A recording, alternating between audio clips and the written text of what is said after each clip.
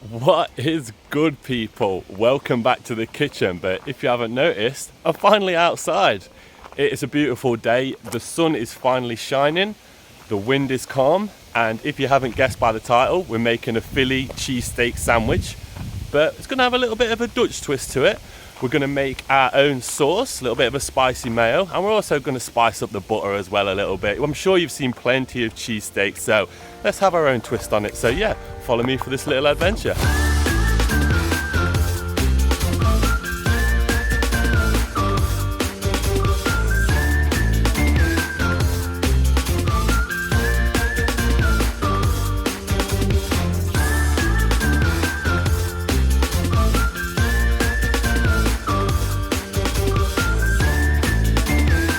We're here, folks, just over this hill. Let me just pan the camera around.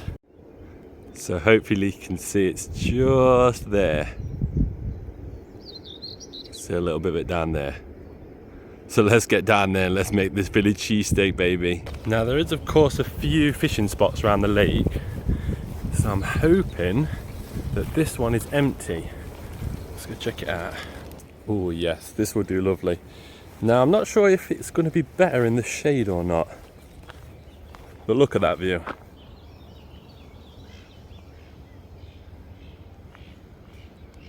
Got all the stuff set up. Let me show you what we've got. So we've got just a standard gas cooker. The pan's pretty old, so I don't worry about scratching it with any metal or anything like that. So we've got all our ingredients, and like I say, we're going with Dutch cheese and tiger baton, which is also Dutch heritage.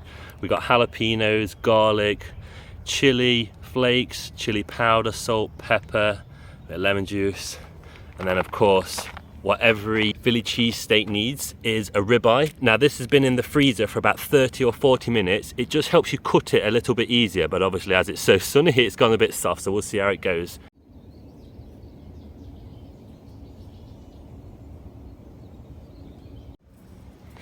So let's start off with the onion. And what I like to do is leave the root end on, just cut these bits off, then peel them. And we don't want these super diced, but a trick if you didn't know, cut them down the middle. Be careful of your fingers. Slice them down like this.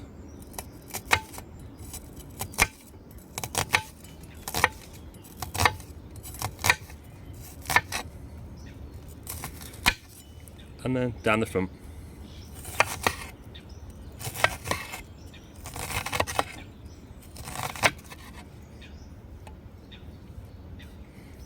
I'll just do the other one.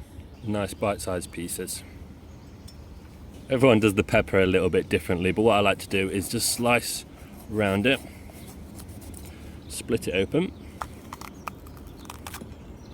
and then you can just cut the membrane out like this.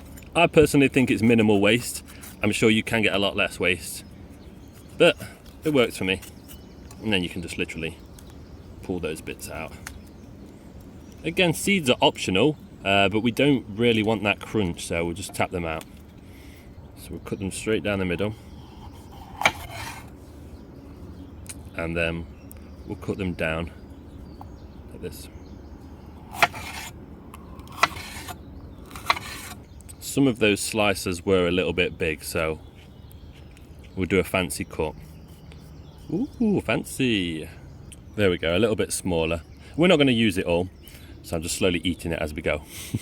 Alright, let's make the sauce. We'll put these to the sides with the onion. Disaster has struck already. We've already lost some onions. We've still got plenty in there. So you want about 4 parts mayonnaise to 1 part ketchup. We don't need a lot. As he says, put in a ton load in there, but that should do fine. Just a splash of ketchup. Half a teaspoon of salt, that's optional. Half a teaspoon chili flakes, and half a teaspoon of mild chili powder. Again, pepper is optional, but we're going to salt and pepper the steak anyway, so it's your choice. Lastly, just a squeeze of lemon. Let's give that a mix. Let's give it a little taste.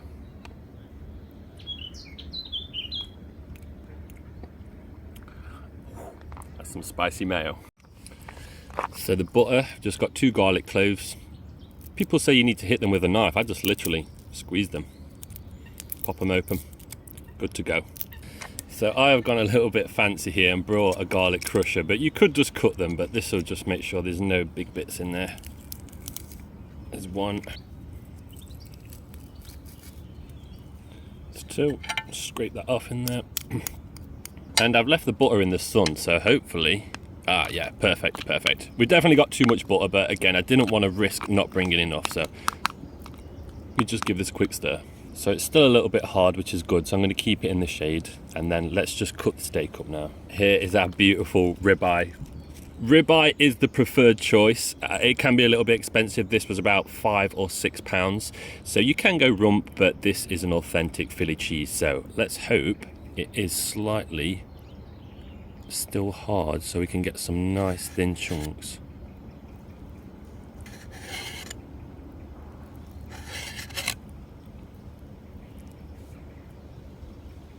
That's not too bad. Right, let me cut the rest up. We did manage to get some real nice thin slices, so it's going to cook beautifully. The chopping board's out of action. Now I would like to put this in whole, but the pan's just not big enough, so unfortunately we are just going to have to cut this in half and then cut it in half down this way. Leave one side connected. Let's get this beautiful garlic butter on there.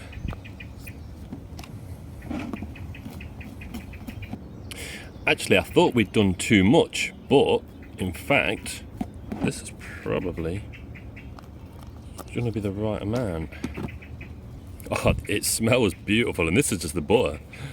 Now, because I'm not very clever, I've forgot 2 things, and that is a lighter and some sort of spatula. So I'm hoping... Oh yes, we're in luck, okay. Let's turn that down a little bit. I think we're going to have to do these separately. Yeah, we'll do one at a time, doesn't matter. Let's check the first ones. Ooh, baby, that will do nicely. Get that second one on there. Oh, this one's a little bit thicker, push it down a little bit. These ones have gone nice and soft, let's have a look. Yep, that'll do nicely as well. Now we're just going to quickly do the peppers. These are going to go on last, on top. But we're just going to sweat them off a little bit. And please don't judge me about the metal spoon. It's not an expensive pan. I thought I did so well by remembering everything, and yes, forgot the main thing. Bit of grass in there. So just sweat these off a little bit. I've had to turn the heat up a little bit, so just give them what you would call a wop toss. Minor mishap, we had to change the gas canister. Luckily I brought 2. Whew. These are almost done now anyway. So we'll just put these back in the bag. The main ingredient. So what we want is a splash of oil. I'm using extra virgin olive oil. We'll try and balance this a little bit better.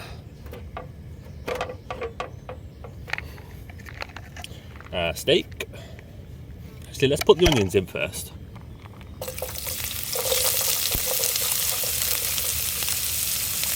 Yeah, that should be enough. Then our steak.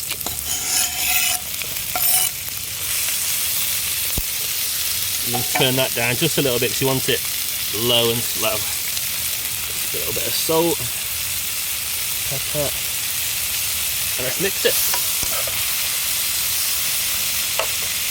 As you can see, it really doesn't take much. The beef's already browning, so just cut it nice and thin. The onions are caramelising.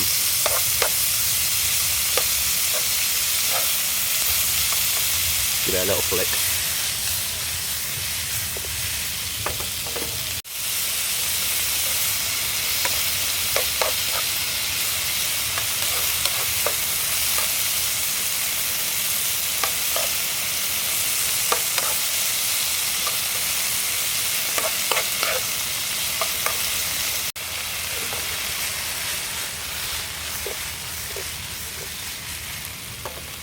That's perfect. So what we want to do, put it in the middle like this, and let's get that cheese on.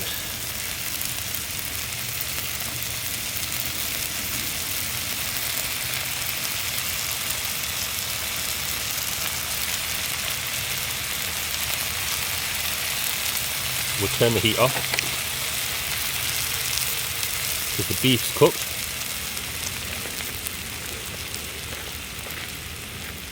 And now it's time to build. First thing, sauce. And here I really wish I had a spatula, but we're gonna give it a go. See if we can kind of slide it off. Actually, I've got a better plan, hold on. Let's just slide it off like this.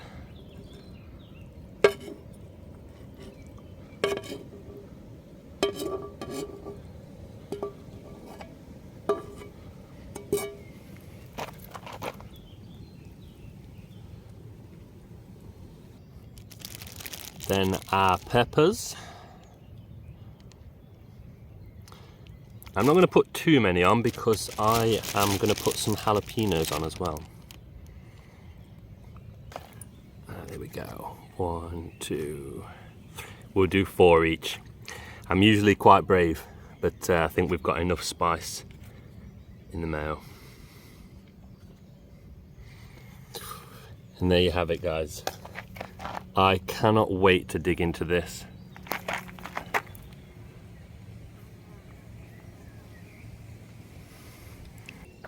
Cheers, guys. Let's give it a taste.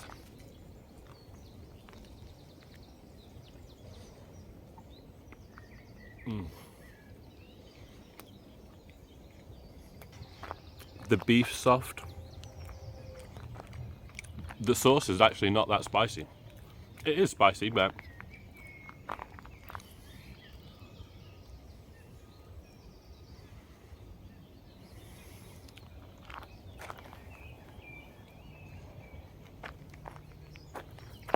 I mean, let's enjoy the view together.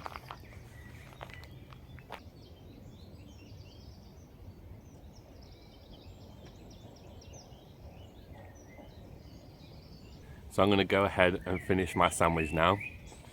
I really hope you have liked today. Hopefully there's a lot more to come. I just love creating, I love exploring, I love cooking, and I love YouTube. So why not combine all those things? Hopefully I have impressed you what I've done today, and it deserves a subscribe or a like as well. That would be much appreciated. Thank you, and I can't wait for the next one. Hopefully another outside one, but let me know if you want something different. Let me know. We're going to go have some simple cooking and some difficult cooking. So yeah, again, thank you for checking out the channel. Thank you for watching till the end, and let's get a little bit of a last montage.